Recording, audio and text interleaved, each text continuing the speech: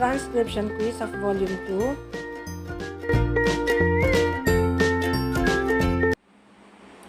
Dear Mrs.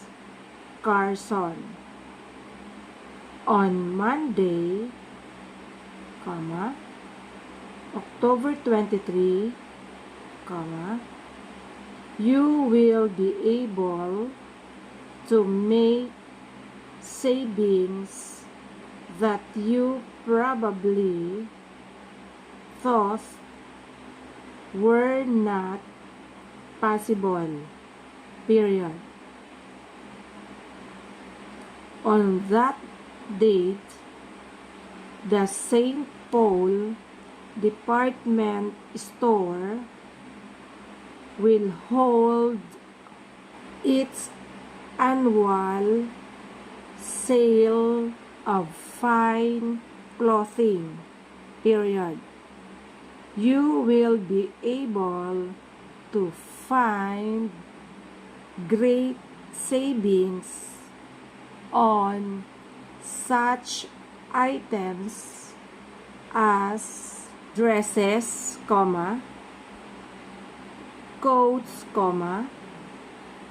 and leisure suits, period. You will, in addition, be able to make big savings on shoes of every type and style, paragraph. Mark October 23 on your calendar now, period. We will be looking forward to seeing you in our store on that day, period. Sincerely yours. Dear Miss Washington, it was a pleasure meeting you last week when I came to your office for an interview, period.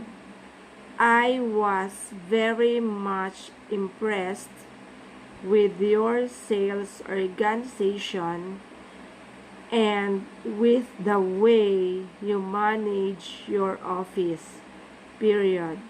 I am more convinced than ever that Smith and Company is the place where I should work, paragraph.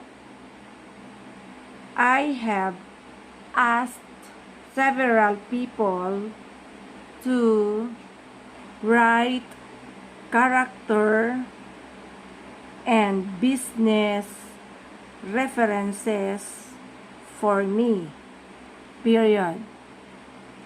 I am sure you will be receiving these letters soon, paragraph. I hope, Miss Washington, that you will decide to give me an opportunity to prove myself with your company, period.